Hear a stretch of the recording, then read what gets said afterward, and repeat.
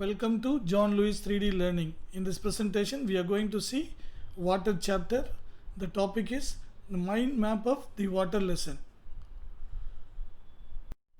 So, what are the various topics we are going to learn in this chapter? So, first of all, introduction.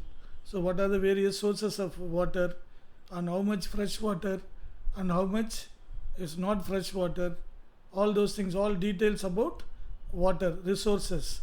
And second thing, physical properties. What are the various physical properties of water? How does water occur in nature, and what will be its boiling point, melting point, freezing point? So like this, so many other physical properties are there, and we have to study all about these physical properties of water. And third thing, water is a universal solvent, so it is used for dissolving many other substances. So that is what is called universal solvent. And the fourth property is solutions. How solutions are made? By dissolving some substances in water, solutions are made. And we are going to study in detail about what are the various types of solutions, such as saturated solution, unsaturated solution, supersaturated solution, like that. Okay, then solubility. What is meant by solubility? So when you put some solid substance in water, so they may be soluble or may be insoluble. Suppose if they are soluble, they may not be solving in the same extent. Suppose you add different substances to water, the solubility level may vary. It varies from substance to substance. So how much a substance can dissolve in water in a particular quantity of water is known as solubility. And we are going to study in detail about the solubility of water. And then crystals and crystallization. Okay, some of the salts will be having water molecules in it. So they give some shape to that substance, geometrical shape like triangle, rectangle. So the water molecules present in those substances only are responsible for the geometrical shape of the substance. And the process of making the crystals of the substance, by mixing the substance with water and making that crystal shape of the molecule or the substance is known as crystallization. So we need to study in detail about this crystals and crystallization. And the seventh topic is drying and dehydrating agent. See, some of the substances are used for drying the other substance. So why they have that property, and what are the various substances are used for drying and dehydrating other substances? They are called drying agents and dehydrating agents, and we are going to study in detail about them as well. And the last property is soft water and hard water. What is soft water and hard water? So suppose you apply soap to some water, if it gives lather very easily, if it gives lather or foam very easily, that will be soft water. See how much soap you put, it doesn't matter. Some of the water, they may not form lather or they may not give foam. So those water is known as hard water. So when waters are called soft water, when water is called hard water, how a hard water can be converted into soft water? So we have to study in detail about all these things. So that's all about this chapter. So quickly we will review that one more time. So in introduction, so what we have to learn? So we are going to learn about what are the various resources of water. So we have seen sea, river, then pond, lake, so many things, and then glaciers, and what we can say, the polar, north polar and south polar, so full of ice, that is what the water is frozen there. Water is frozen there. Okay, these are the various resources of water. Okay, in this world, how much percentage of water are there, and how much land was there, and out of the available water, how much percentage of water are pure, that is fresh water. Okay, then how much was hard waters, how much was soft water, and all those things we have to study in detail about introduction. Okay, then second one is physical properties. What are the various physical properties? How does water occur in nature? So it occur in all the three forms, gaseous form, moisture in the air, that is in the gaseous form, water in gaseous form, and as ice cube, solid form. So as vapor in the gaseous form. Therefore it occurs in all the three forms. And so like this, then solubility of water. So what I told you already, water can dissolve many substances. To what extent they dissolve each and every substance will vary. And suppose you go on dissolving a substance in water, after certain level that will dissolve. Then after that it will not dissolve. Up to certain level that will dissolve, and after that level it will not dissolve. So that is what is known as solubility. Okay, see up to what level that dissolves, no, that is what is, if you dissolve salt to that level, and that solution will be called saturated solution. And if you boil them and you make them soluble to some more extent, then that will be known as supersaturated solution. Okay, so like this, various other physical properties, at what temperature it boils, that is what is boiling point. At 100 degrees Celsius only water boils. At 0 degrees Celsius water freezes. So that is what is its freezing point. See, all these things we have to study in detail in physical properties. See, I am giving you just a brief introduction here. We will be learning about each and everything in detail. And third one, universal solvent. Among all the substances available in the world, so water is used for dissolving other substances. So that is why it is known as universal solvent. Okay, then solutions. How a solution is made? By dissolving any substance in water, we can prepare solution. So here I just like to give you some additional points. See, suppose you take water in a container and you add some salt to it. For example, we add table salt, no, sodium chloride salt, what we use at home for cooking. Okay, when you dissolve it, when you put sodium chloride in water, that gets dissolved. So now the water becomes solution. The water is called solvent, and the sodium chloride salt is called solute. So by dissolving this salt in this solvent, we prepare sodium chloride solution.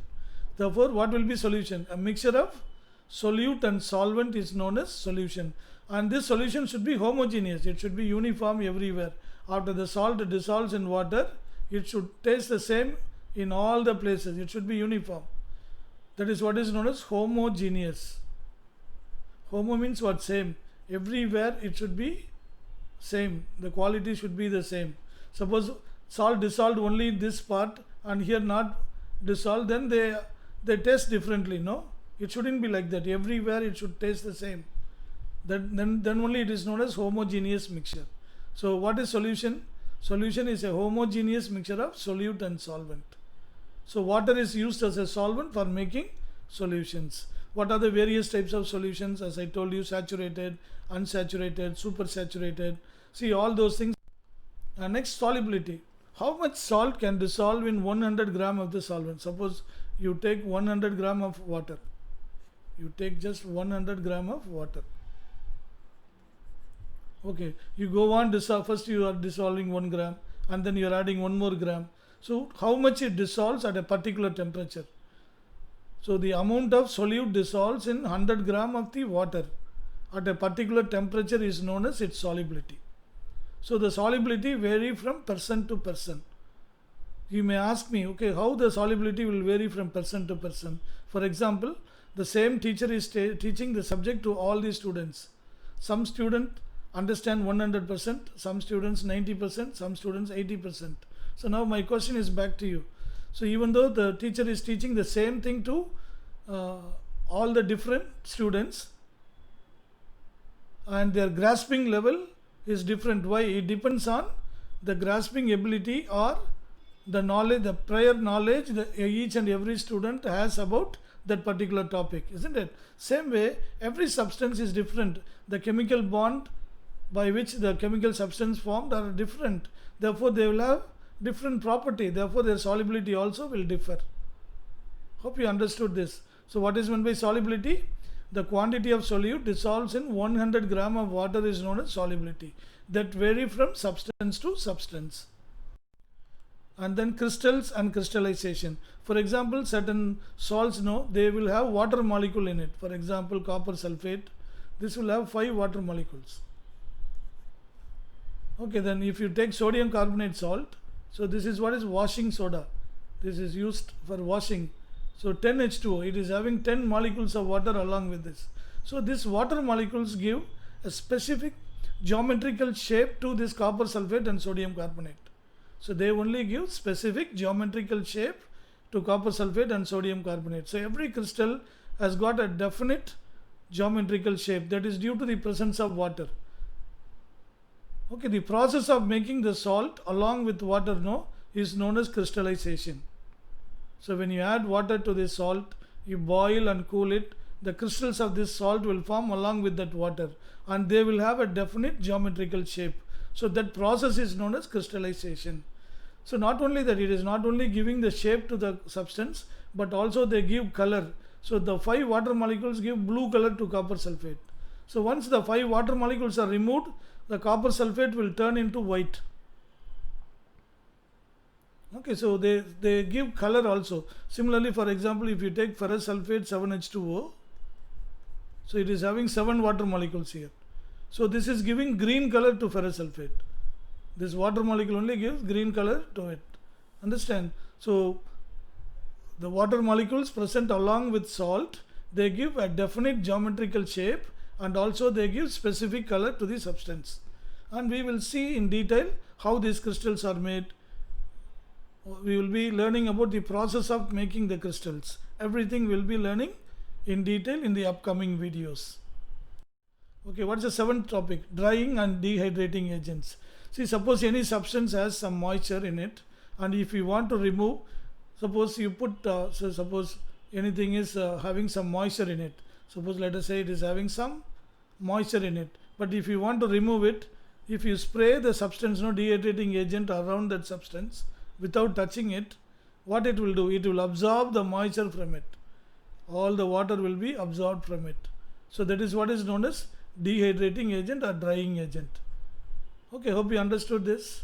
And we will study in detail what are the substances used as the dehydrating agent and why they act so. Everything we will be learning it. See, for the time being, we try to understand what does it mean exactly. What are the things we are going to learn in this chapter.